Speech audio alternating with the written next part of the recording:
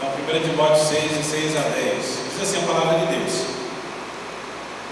De fato, grande fonte de lucro é a piedade com o contentamento, porque nada temos trazido para o mundo, nem coisa alguma podemos levar dele, tendo sustento e com que nos vestir, estejamos contentes.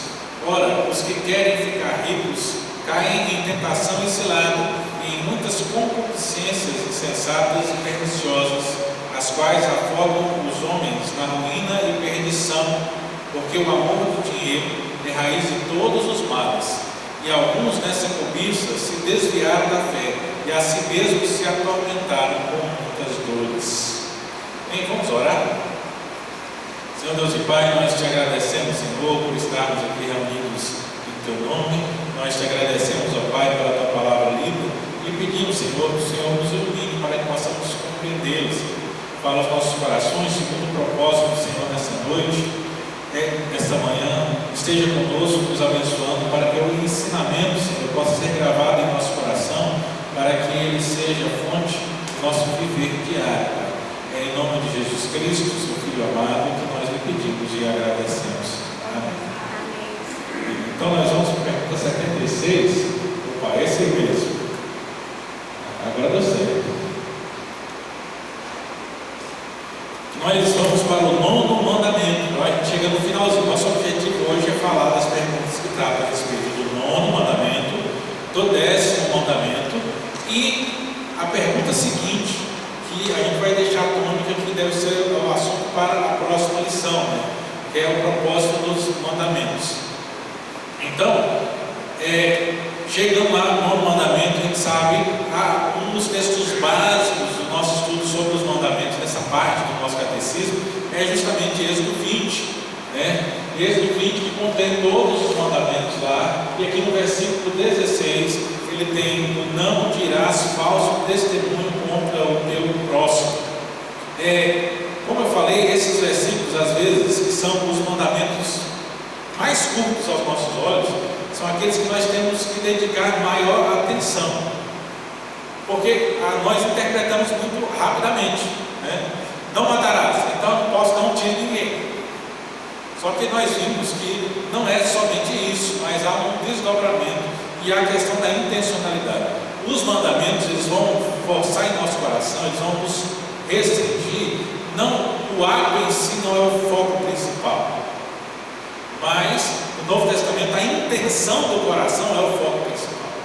Então o ato ele vai demonstrar a intenção do coração. Nas palavras de Jesus, que a boca fala daquilo que o coração está cheio.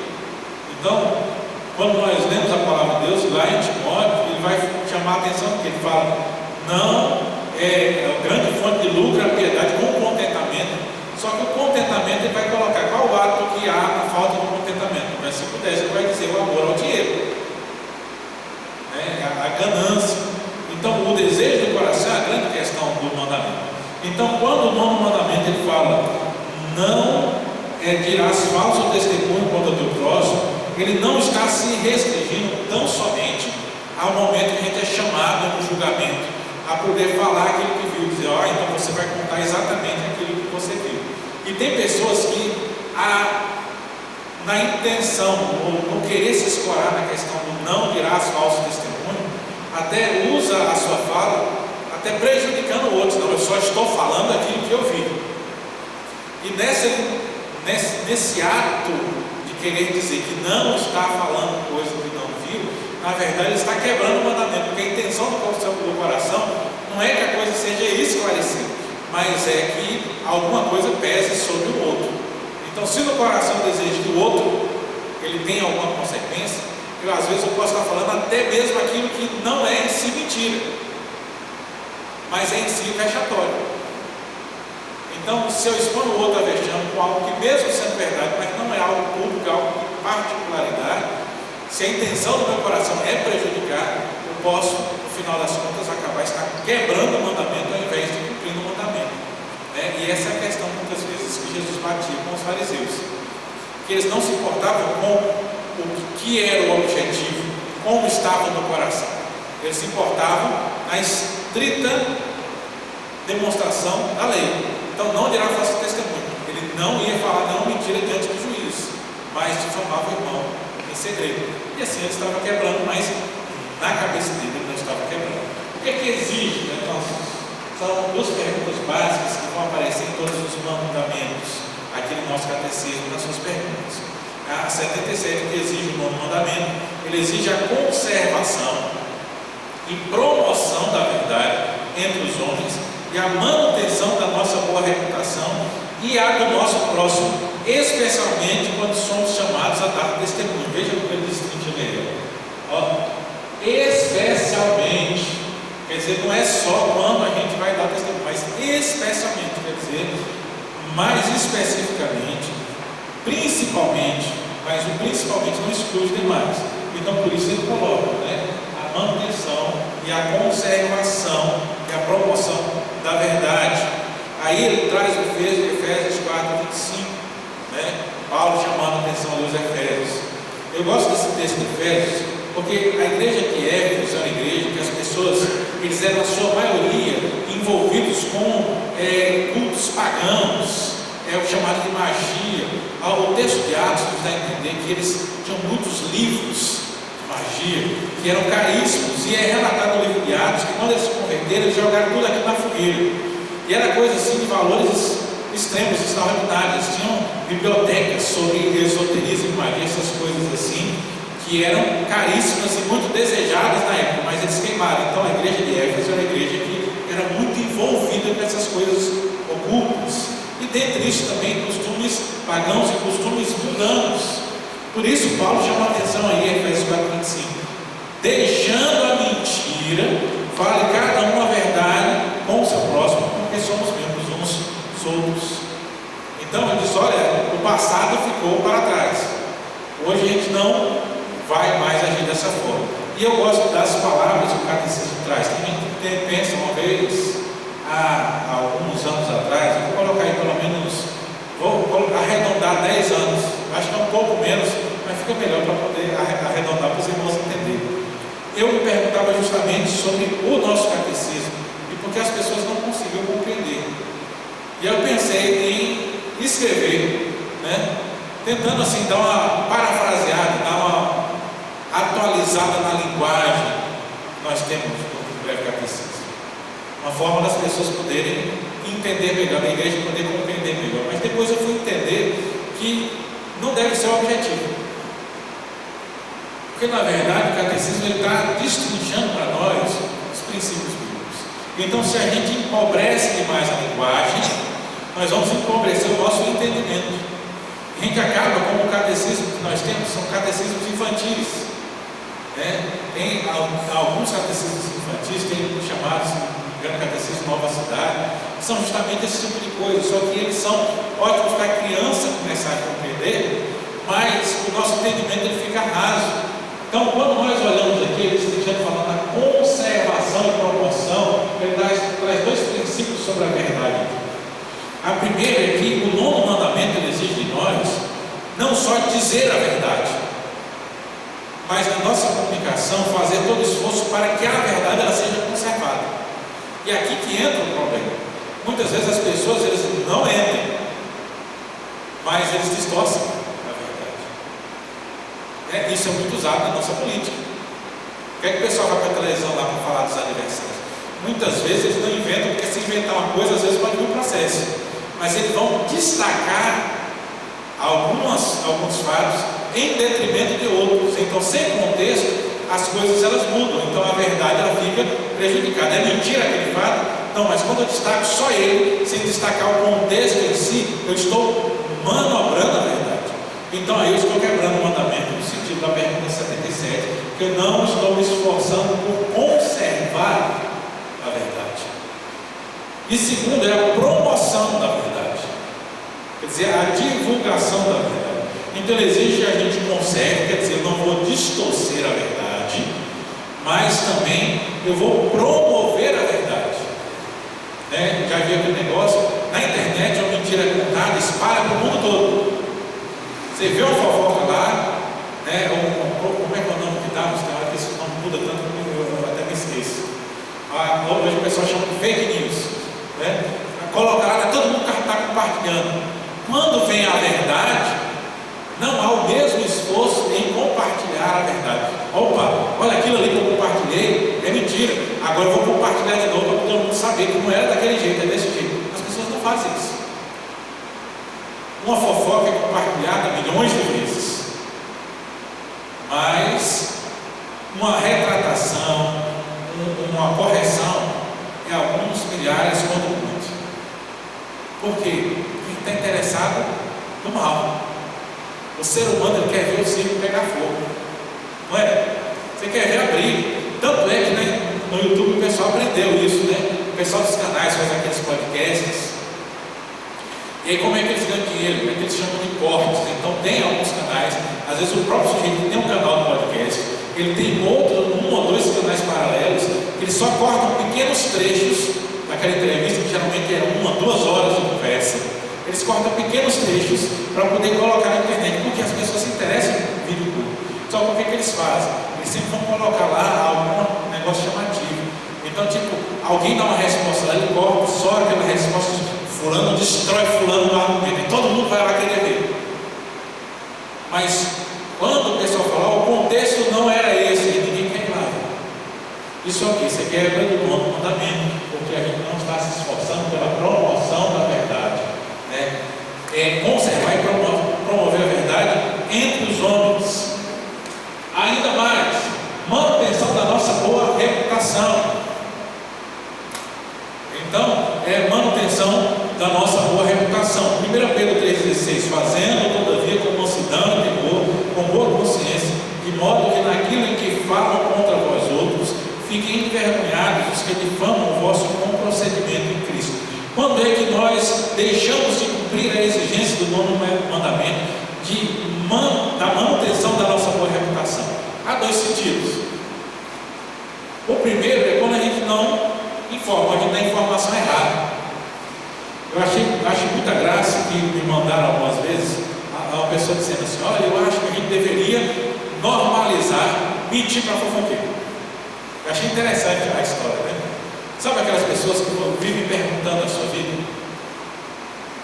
Ele quer perguntar, você chega num lugar, você não tem nem intimidade, a pessoa já quer saber quanto é que você ganha, quando é que você vai, o que é que você fez, quer saber um monte de coisa. E a pessoa diz, a pessoa chega perguntando para mim, nossa, sua casa é bonita, quanto é que foi? Ele se virou e disse assim, não, eu não comprei não, invadi. Dizendo, não, só para poder quebrar a pessoa, mas às vezes a gente faz isso sem ser com humor e sem ser nesse sentido. Às vezes a gente dá a informação errada, né? Que diga as nossas redes sociais, né? Você vai lá olhar a foto de perfil, a gente mente na nossa foto de perfil o tempo todo. Esses dias eu vi uma matéria no portal de notícias é desses portais, mas assim, então colocam as matérias com o Google, mas na verdade a moça que ficou perdida não sei quantos dias foi procurada. Por quê? Porque na hora de procurar começaram a divulgar a foto do perfil dela, e aí a matéria está dizendo, demora não sei quantos dias para encontrar fulano por causa da foto do perfil. Coloca a foto do perfil e ao lado da matéria coloca a foto dela, né? Normal, na vida normal. Ninguém ia descobrir. Então isso é um sinal, eu não estou aqui colocando isso como central, mas um sinal de que muitas vezes nós não expomos a verdade, então a gente não luta pela manutenção da verdade. A segunda coisa, né, em relação à manutenção da verdade, é quando nós brigamos por causa de alguma coisa que fala da gente. A gente tem que tomar muito cuidado, porque uma coisa é você se defender, outra coisa é você brigar. O que é que Pedro diz?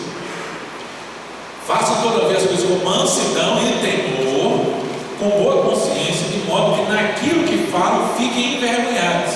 Quando é que você envergonha a pessoa? Não é quando você briga com ela, não é quando o mundo faz, o mundo vive no quê? No contra-argumento, dizendo, vou falar um monte de coisa e eu venci.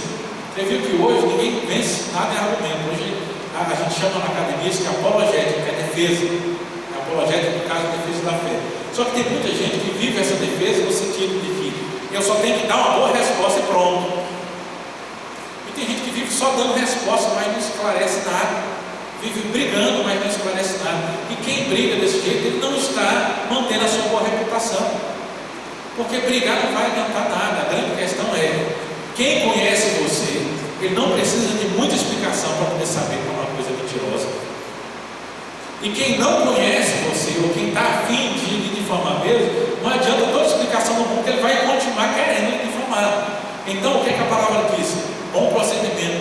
Hajam de forma firme no Evangelho, sejam sinceros e culpados. Por quê? Porque assim você, a palavra diz, amontoará as brasas vivas sobre a cabeça do seu inimigo, vai fazer ele corar de vergonha. É o nosso procedimento. Por isso que Jesus disse: quando alguém que bater na face direita, oferecer a esquerda, não é para a gente sair por aí levando bofetada, não. É só que tem coisa que a gente não precisa se defender. Porque se eu tiver que me defender demais, é porque eu não estou tão alinhado assim com as coisas.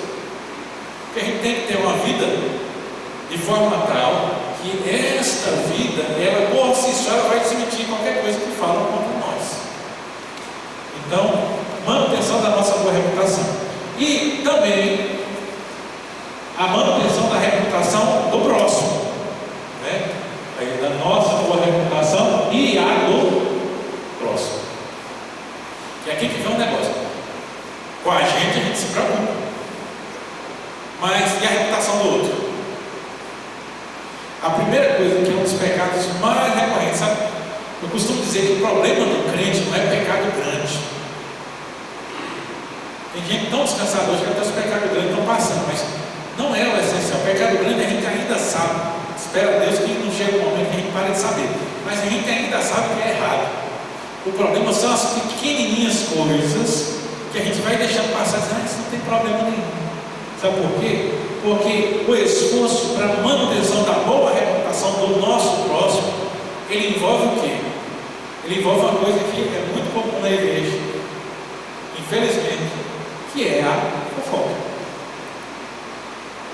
Você pegar uma igreja e dizer: aqui não tem fofoca nenhuma, mentira. Não existe esse lugar na face da terra. Não, a gente tem que dizer: não existe esse lugar na face da terra. Por isso que eu li lá em Timóteo, né? Timóteo não. Por isso que a gente cantou o hino que cantou hoje, né? Você reparar que aquele hino falando que nada nos impeça da comunhão, tem um monte de coisa ali que hoje a gente canta assim e pensa assim: mas será que a gente está vivendo isso mesmo? Mas o hino é para a gente pensar mesmo que a gente tem que se esforçar para estar vivendo. Não é o contrário. Mas a grande questão é essa. E a fofoca tem que chamar a atenção, porque a quebra do mandamento está muito nisso e a gente tem quebrado constantemente. Não é quando simplesmente eu falo mal, porque aí é promoção da verdade, né? Eu tenho que promover a verdade. Aí eu estou falando, irmão, eu estou promovendo a mentira. Então aí já é evidente. Mas na fofoca, o grande caso não é isso. Por quê? Porque isso já é fato de que está errado. Quem faz já sabe que está errado. Agora o grande problema é o seguinte: é quando alguém fala e eu paro para ouvir. Hoje em dia eu vejo alguém mandando um comentário numa situação dessa, justamente isso: olha, eu não sou fofoqueiro, eu não estou contando nada, eu só estou querendo saber. Mas se não tiver ninguém querendo saber, o fofoqueiro não tem para quem falar. É igual aquela massa que a gente vê nos plantões policiais, né? Só tem o traficante porque tem quem compra. Então só tem o fofoqueiro porque tem quem escuta. Então, a manutenção da boa reputação do próximo envolve também eu fazer aquilo que é chamado de as três peneiras. Já ouviu esse termo, as três peneiras? É atribuído a um monte de gente que fala que é de Sócrates, eu não sei exatamente quem, porque a internet mente pra gente pra caramba. Se antes no Google já mentia, imagina agora com a IA. A IA que mente, que é um negócio bom. Se você ficar achando que a IA vai só contar a verdade para você, você está perdido. Mas é fato das três peneiras. Quando alguém vir ele contar alguma coisa, isso, passe por três peneiras, para ver se passar nas três peneiras, às vezes você escuta, né? Isso aí é extremamente importante que eu saiba, eu preciso saber isso, porque fofoca você não precisa saber. É só a curiosidade que ele faz saber. Segundo, eu estou envolvido no caso, é sobre mim. E terceiro, vai fazer bem? É para fazer alguma coisa boa? Às vezes a gente não faz essas três simples perguntas. Porque a pessoa vem falar de alguma coisa, não é do nosso interesse, não é para promover o bem, a gente não tem envolvimento nenhum com o caso, a pessoa vem contar, a gente quer saber. Então, promover a boa reputação do próximo quer dizer eu também não ouvir o que falam para mim sobre o próximo. Por quê? Porque a fofoca, depois que ele sai, ela se espalha. Já viram a história do telefone sem fio? É um negocinho que conta povo aumentando, porque quando você conta uma piada, e alguém diz, opa, essa piada é boa, vou contar ela. Quem conta na frente, a maioria das vezes, você vai aumentar alguma coisinha. Que é para poder o quê? Para poder dar uma ênfase mais, para o povo rir mais. Só que o pessoal entende que isso aí é para piada. Não é para fato e história que a gente escuta.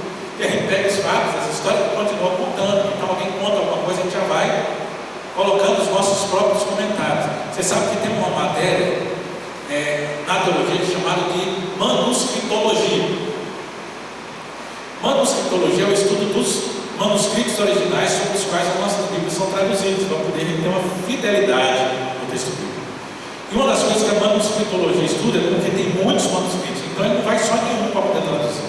Ele compara eles uns com os outros. Por quê? Porque às vezes o escriba, o cara que estava copiando lá, ele vai lá e ele copia um negócio, tem alguma coisa que não está muito bem clara na época, e ele sabe o significado, ele vai lá e coloca uma nota do lado assim, explicando aquilo ali, colocando o sinônimo da palavra.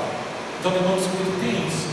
Só que aí o outro cara que foi copiar depois, muitos anos depois, ele está copiando e sem prestar atenção ele vai lendo e a nota do lado ele pega e incorpora no texto, ele entra para dentro do texto. Aí daqui a pouco tem um negócio que não estava no texto lá. Aí quando se faz a manuscritologia, você acha essas variantes e fala, opa, isso aqui não está no texto, então isso deve ser a nota. Então vamos dar nossa tradução, tentar aproximar o sentido, mas com a palavra que está no texto. Essa parte que ela não está, ela é fora. A gente precisava de manuscritologia das nossas conversas. Sabe? Porque às vezes a gente pega uma explicação e incorpora no texto do negócio. E aí a gente acaba o quê? Quebrando todo o mandamento, porque a gente não está promovendo a nossa boa reputação, nem a boa reputação do nosso próximo. Ainda em Provérbios 14:5, a testemunha verdadeira não mente, mas a falsa se desboca em mentiras. Eu gosto quando a gente encontra essas palavras na Bíblia, né? Desboca. Então, testemunha falsa, testemunha desbocada. Mateus 5,37. Seja, porém, a tua palavra sim, sim e não, não, porque disso passar vem do maligno. É disso aqui que a gente falava com as crianças antigamente, que jurar é pecado. Já ouviu isso? Talvez você já se ensinado. A pessoa, porque jurar é pecado. Jurar não é pecado. A Bíblia diz que jurar falso é pecado. Ou você jurar e não cumprir é pecado. Então ela diz, então é melhor você não jurar do que você jurar e não cumprir. Mas a Bíblia está dizendo que jurar e ser pecado não. Você pode, agora você tem que saber, se você jurar por uma coisa, você tem que cumprir aquela coisa. Nem que for perder o braço, mas você tem que cumprir, porque senão você está perdendo diante de Deus. Por isso, tome muito cuidado. E é nesse contexto de Jesus falando que não jureis, que ele fala no versículo 37. Seja, porém, a palavra sim, sim e não, não. O que é que isso significa? Quer dizer que a palavra do crente ela tem que ser direta e sincera, a ponto de que não seja preciso pedir juramento para poder confirmar a sua palavra. Eu lembro antigamente, lá na quinta série, quarta série, lá nos final dos anos 80, no começo dos anos 90, que a pessoa falava uma coisa, o menino falava uma coisa para o outro e falava, verdade, não, eu juro pela minha mãe mortinha. Quem já viu isso? Então, já jurava por alguma coisa. Só que a palavra tem que ser assim, sim, não. Eu me lembro que nesse tempo de escola, aí, nessa mesma época, já aconteceu comigo, nesse negócio de fugir. Que a professora chegava, quando estava aprontando alguma coisa, chegava e perguntava, o que está acontecendo? Todo mundo começava a mentir. Aí ela virava e ia para o aluno crente e perguntava, fulano, foi isso que aconteceu? E aí o aluno crente dizia, não, não foi isso, foi assim, assim, assim. Eu lembro que na minha época, quando os meninos iam aprontar, eles viravam para mim, ó, sai da sala. Sai da sala que você não pode ver não, porque se você ver, se a professora perguntar, você vai falar para ela. Então mandava a gente sair da sala. Por quê? Porque a palavra do crente tem que ser sim, sim e não, não. Quando a nossa palavra é sim, sim e não, não, a gente não precisa de juramento. Quando a nossa palavra é sim, sim, não, não é direta, nós vamos conservar e promover a verdade. Quando a gente vai tentando muito dar volta, a gente tenta enganar, enrolar e tudo mais, aí é o momento em que a verdade ela fica subentendida, compreendida, depende de interpretação, e aí nós não vamos nem conservar, nem promover tanto a verdade nas nossas falas, quanto a boa reputação, tanto nossa quanto também a do nosso próximo. alguma pergunta sobre até aí? 78, que proíbe o nono mandamento, proíbe tudo que é prejudicial à verdade ou injurioso tanto à nossa reputação quanto à do nosso próximo. Então, primeiro, prejudicial à verdade, Colossenses 3:9, não mintais uns aos outros, uma vez que nos despiste do velho homem. Então, a primeira coisa é o seguinte: não vamos mentir. Tem uma história que é atribuída a Tomás de Aquino, se não me engano, que diz que eles estavam no monte. Tomás de Aquino era um monge, né? Aí os colegas monges chegaram assim e falaram: Tomás, olha uma vaca voando. Ele saia correndo e ia para a janela olhar para fora. E aí eles começaram a rir dele. Eles faziam isso porque sabiam disso. E aí começaram a rir dele. Cara, é muito bom. Onde é que já se viu uma vaca voando? Aí ele se virou para eles e falou assim: eu achei mais crível acreditar que havia uma vaca voando do que acreditar que o irmão estava mentindo. Então, tudo aqui que é prejudicial, não mintais uns aos outros. Cumprir o nono mandamento é não só aquilo que a gente fala, mas o procedimento. A gente tem que ter um procedimento de confiança. Isso é a promoção da verdade. Então, Provérbios 19:5, a falsa testemunha não fica impune, o que profere mentira não escapa. Então, muito cuidado. A palavra nos fala sobre haver uma justiça, às vezes não na justiça dos homens, mas principalmente na justiça de Deus. Tudo aquilo que é prejudicial à verdade, Provérbios 6:16-19. E esse eu acho que eu já preguei nesse texto.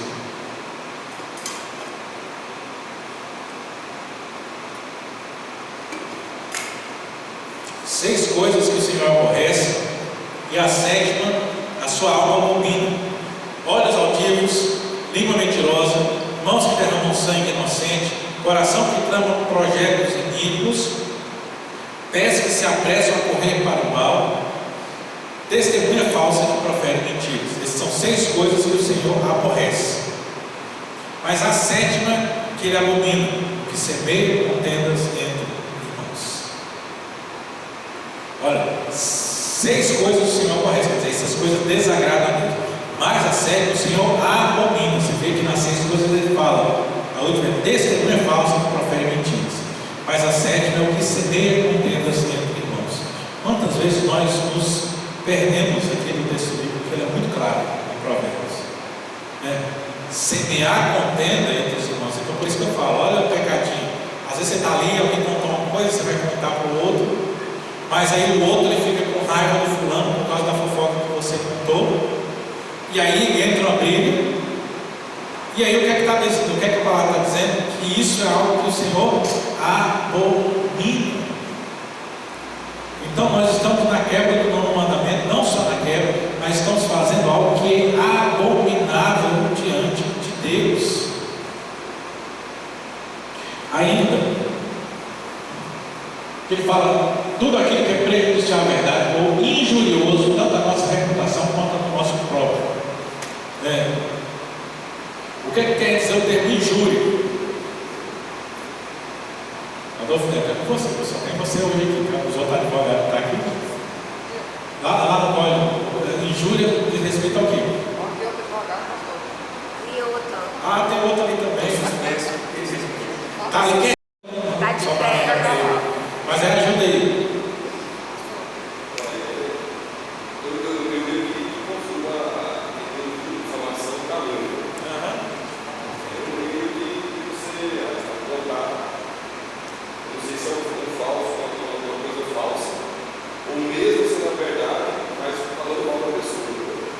Esse segundo termo que eu estava procurando, né?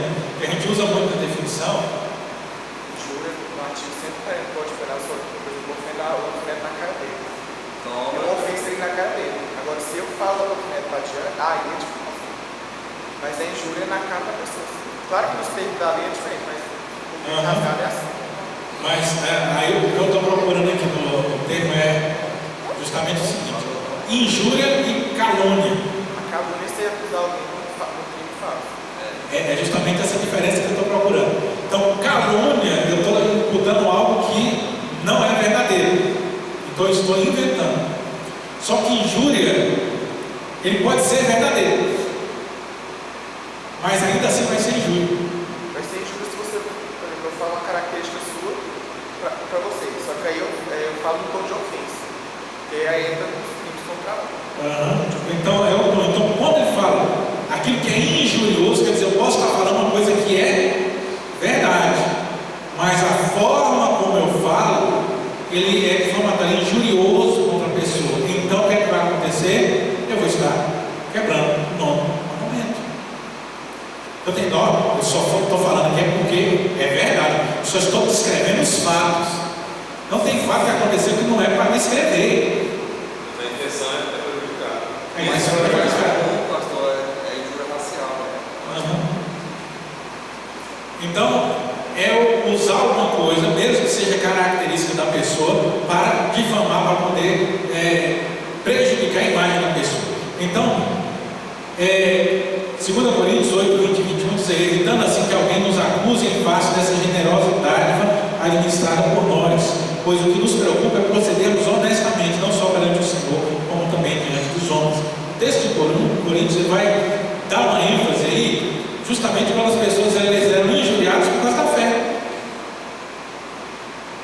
Então, por causa da fé. Então, alguém está fazendo lá por causa da fé e alguém vai lá e...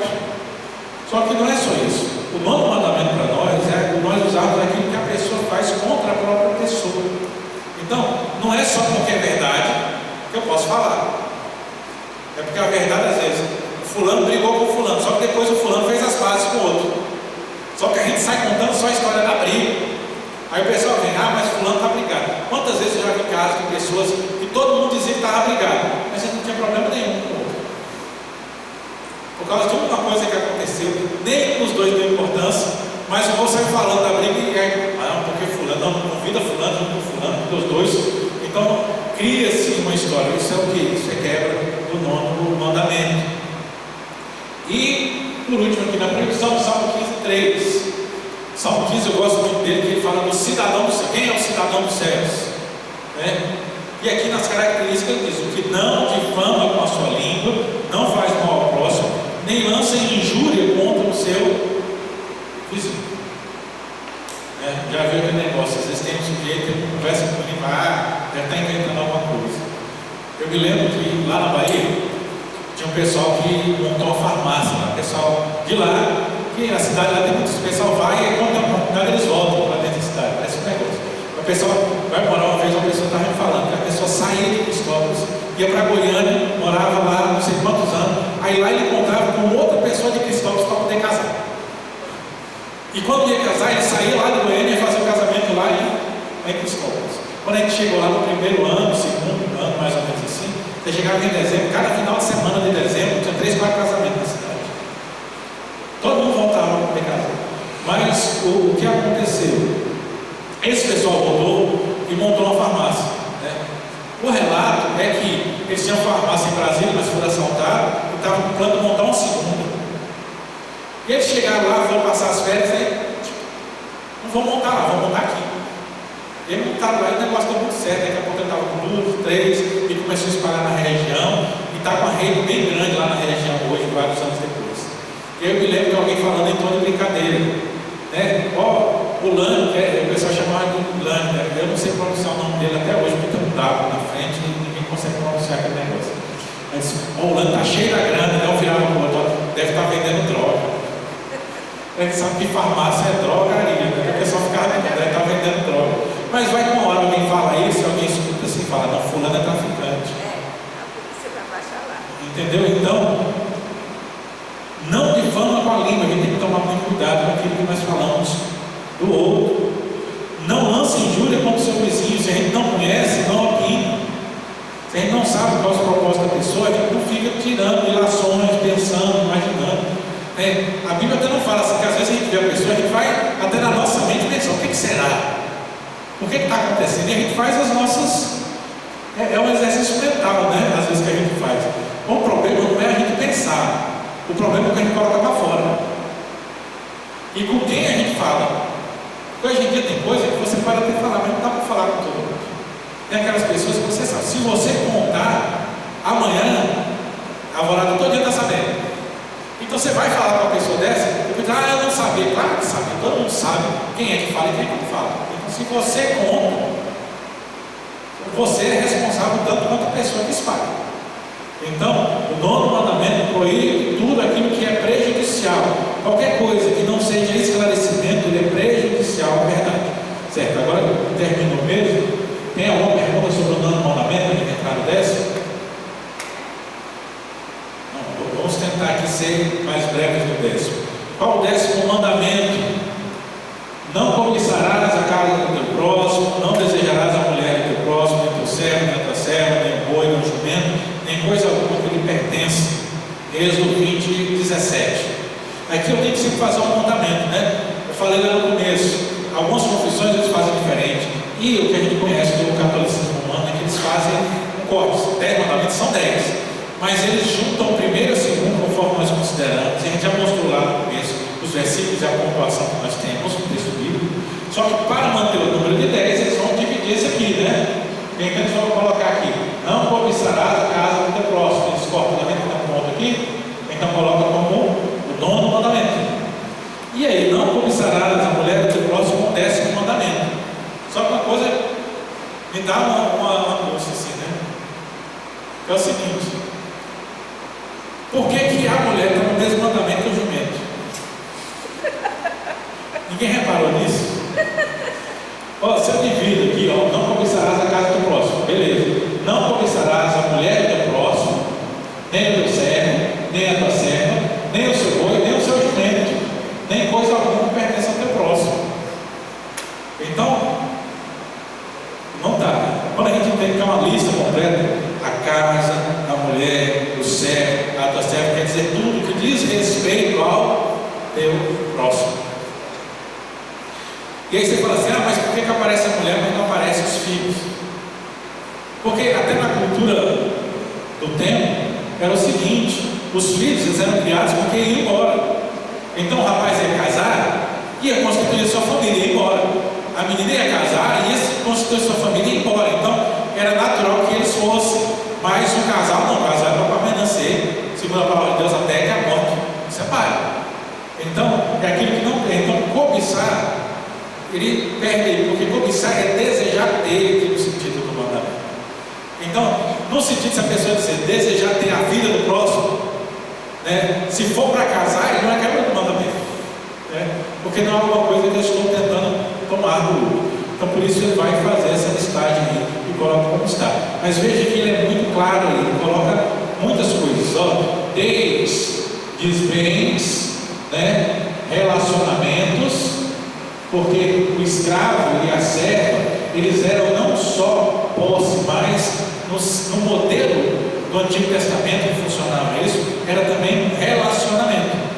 É porque muitos desses escravos, servos, eles muitas vezes se tornavam servos por conta de dívidas. E Israel era assim: a pessoa pegou dinheiro emprestado, não tem como pagar, pronto. Você não tem como pagar, você vai virar escravo. Só que lá era delimitado: você vai servir por tantos anos até que a dívida ela seja quitada. E quando chegava no ano do jubileu, tinha que libertar todo mundo. É por isso que os judeus, quando estavam perto do ano do jubileu, eles não emprestavam nada para ninguém. Porque se ele emprestasse, quando o seguinte era jubileu, tinha que perdoar a dívida, ele não emprestava, né? Diz, não, vai que empresta a pessoa que queira me pagar aos outros. E Jesus tem que repreender isso. Então ele vai falar de tudo: relacionamentos, né? Então são posses, bens imóveis, relacionamentos, bens móveis, aqui ó, rebanho, boi, jumento, quer dizer aquilo que se cria, que era também algo que estava ali, mas ia embora. Então ele tinha um boi, mas depois aquele boi muitas vezes ia ser morto, muitas vezes ele seguia, então não era um bem móvel, né? Seria como se fosse o carro que você tem, mas ele está ali sujeito a você não ter em qualquer momento. E aí complementa: nem coisa alguma que pertence ao seu próximo. Então, o que exige o 10º mandamento? Ele exige o pleno contentamento com a nossa condição, bem como a disposição caridosa para com o nosso próximo e tudo que lhe pertence. Olha aí, pleno contentamento. Nós vamos chegar lá, que ele nos traz um texto lá que nós lemos no começo, mas ele inicia aqui, com Hebreus 13, 5. seja a vossa vida sem avareza, contentai-vos com as coisas que tendes, porque ele tem dito: de maneira alguma te deixarei, nunca jamais te abandonarei. Então, o que é o contentamento para a nossa condição? Contentai-vos com o que tendes. Mas ele coloca aqui, sem avareza. O que é avareza? Morriagem, né? Ó, o fulano, ele atravessa o rio nadando com um sorrisal na mão. Já viu esse termo? Então, mas a gente simplificou a avareza para a morriagem hoje em dia.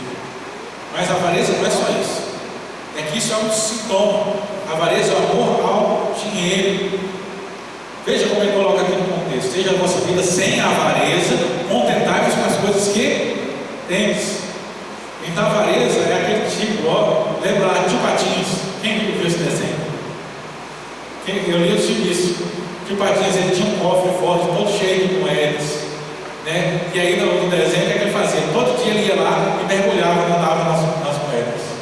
E aí ele contava. E ele tinha muito, mas ele não podia perder nem. Eu sou o homem mais rico porque eu não gasto meu dinheiro. Se eu gastar, eu vou deixar de ser mais rico. Então a avareza, quando fala desse sentido, é o desejo de ter. Não é só guardar, o desejo de ter. Às vezes tem pessoas que o pessoal fala assim: ah, fulano é muito bom de vaga. Só que quando você vai olhar, ele não é. É que a gente tem um princípio, principalmente nos dias atuais, de que eu tenho que dispor de tudo que eu tenho. E às vezes tem gente que assim, ele, não vou gastar não. Mas são pessoas que eles não gastam, mas quando eles vão comprar alguma coisa para si, ou quando vão presentear alguém, eles fazem uso do dinheiro. Agora tem gente que tem muita resistência a fazer uso do dinheiro em supérfluo. E hoje em dia essas pessoas muitas vezes são classificadas como avarentos. E não é o termo que a Bíblia está dizendo. Então, vamos tomar cuidado com isso. Então, a avareza é o desejo de ter. Então eu me preocupo em não dar. Aí eu pego as palavras do reverendo Samuel Barros, já falecido, ele dizia: o crente, eu sei que a frase não é dele, mas eu aprendi com ele. O crente, a última coisa que se converte é o bolso. E a primeira coisa que esfria é o bolso. Então a pessoa está ali, a última coisa que ele vai entender é o bolso, dízimos e ofertas. E aí, quando ele tem qualquer problema com a evangelho, a primeira coisa que ele faz é parar de dar dízimo e oferta.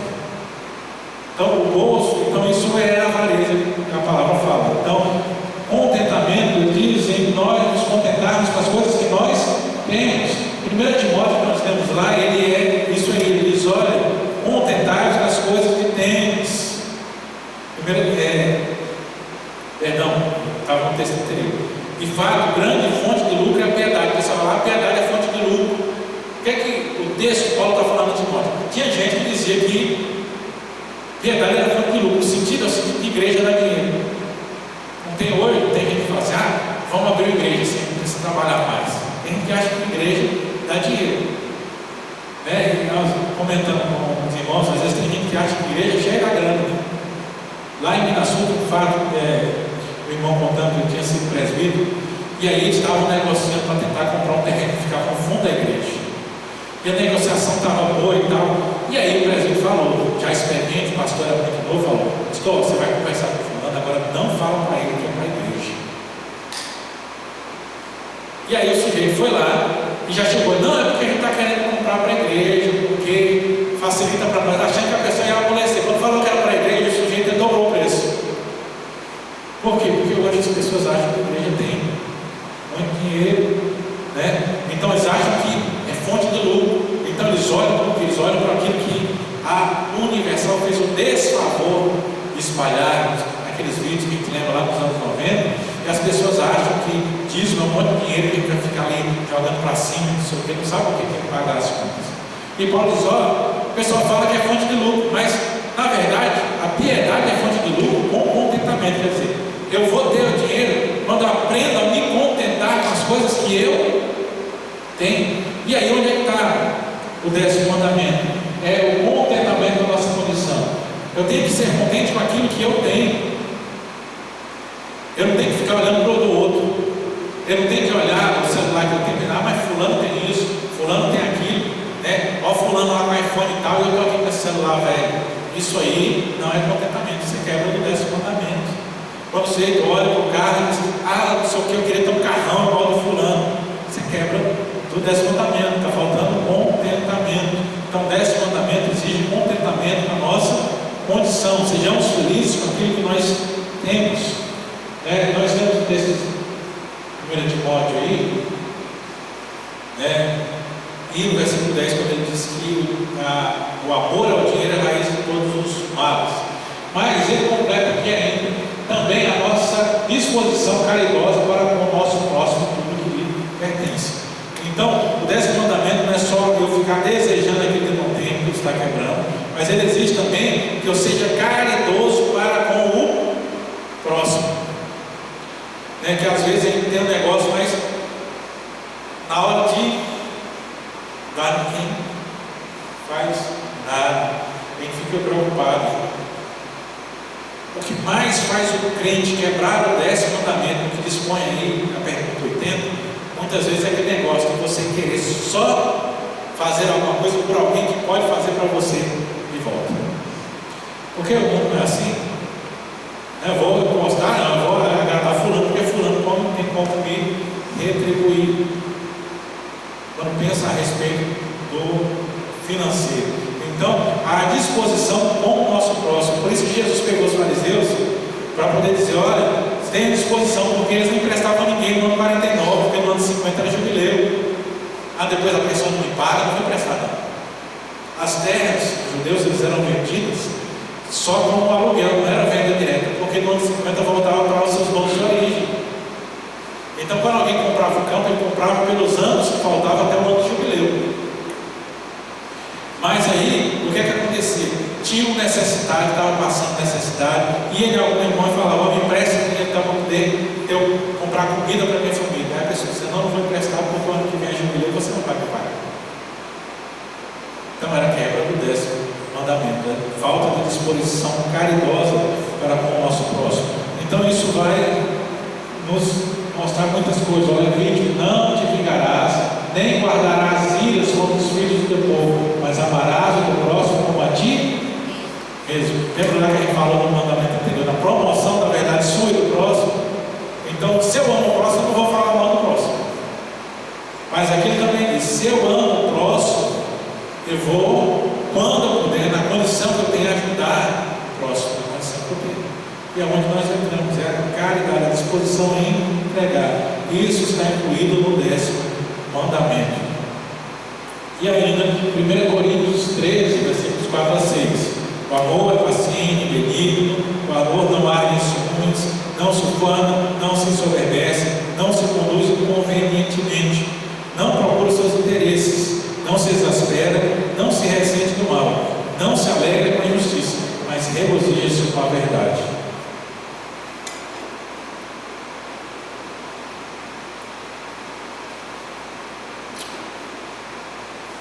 Aqui o regozija-se com a verdade que me chama a atenção. Isso vem passando por todos os mandamentos. Não, cumprir o mandamento não é só não fazer algo contra o próximo, mas em tudo quando eu me alegro com o mal do próximo, eu estou quebrando os mandamentos. Então, se eu me alegro quando alguém é acusado injustamente, eu estou quebrando o mandamento de falso testemunho. Se eu me alegro quando alguém perde algum dinheiro, eu estou quebrando o não furtarás, eu estou quebrando o mandamento. Assim, se eu me alegro com a falta de condição, com a perda de condição do próximo, eu estou quebrando o 10º mandamento, estou cobiçando o tempo próximo. Quando eu falar assim, fulano nem merecia ter aquilo ali, devia ser eu estou quebrando. A quebra do mandamento está na disposição do coração, muito mais do que naquilo que nós fazemos. Então, 81, que proíbe o 10º mandamento, ele proíbe todo descontentamento com a nossa condição, todo o movimento de inveja pesar à vista da prosperidade do nosso próximo e todas as tendências ou afeições desordenadas a alguma coisa que lhe pertence. 1 Coríntios 10, nem murmureis, como alguns deles murmuraram e foram destruídos pelo exterminador. Coríntios está citando lá a saída do povo do Egito, que o pessoal estava lá no deserto. Lá no Egito a gente tinha carne, e aí eles foram destruídos no deserto. Gálatas 5,26, ele vai proibir todo o movimento de inveja prosperidade do próximo. Não nos deixemos possuir de vanglória, provocando uns aos outros, tendo inveja uns dos outros. Então, qualquer movimento de inveja uns dos outros, não deixe que isso tome conta do seu coração. Aqui não é questão que a gente não tem que ter, quando isso vier do coração, a gente tem que mandar embora. Porque às vezes a gente está ali lutando e tal, e acontece alguma coisa, alguém aparece com alguma coisa assim, olha assim, miserável, conseguiu assim. Só que aí é o momento de dizer: Senhor, perdoa, manda embora esse negócio. Então, qualquer descontentamento, pesar, lamento, quando alguém vai bem, a inveja de querer ter. O problema da inveja não é, a inveja não é quando eu vejo algo que o outro tem e penso, eu gostaria de ter igual. É quando eu desejo que o outro não tenha para eu ter. É aquele sentimento, o poder da inveja não está em eu querer alguma coisa simplesmente, mas é quando eu quero e eu lamento porque o outro tem e eu não tenho. Esse é o maior problema. Aí você vê o irmão com um iPhone 17 e fala: não, vou trabalhar para poder comprar um desse para mim. Isso não é inveja. A inveja é quando eu me sinto mal porque o outro tem e eu não tenho.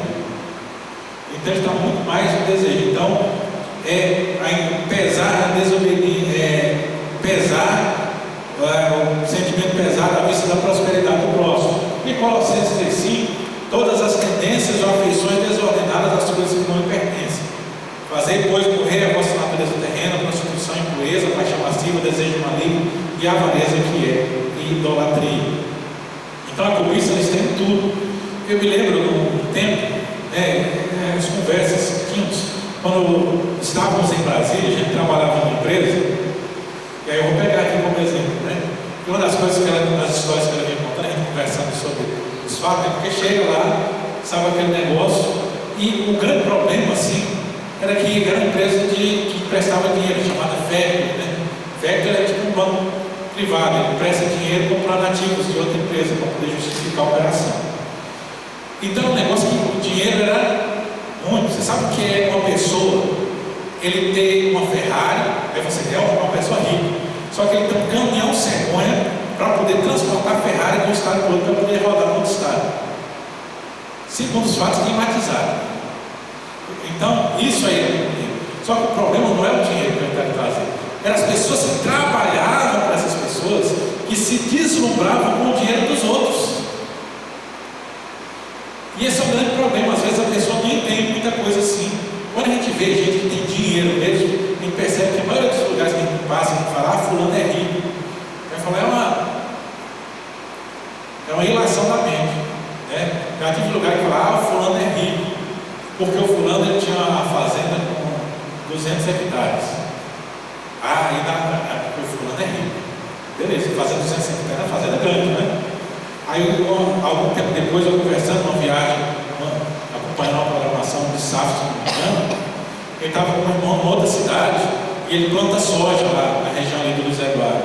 O irmão conta: não, que a gente está aqui, a safra não vai ser boa aqui não, porque não choveu tão bem esse ano. Mas eu tenho uma outra terra arrendada ali na região de São Desidério, que lá vai dar bem, porque lá é irrigado.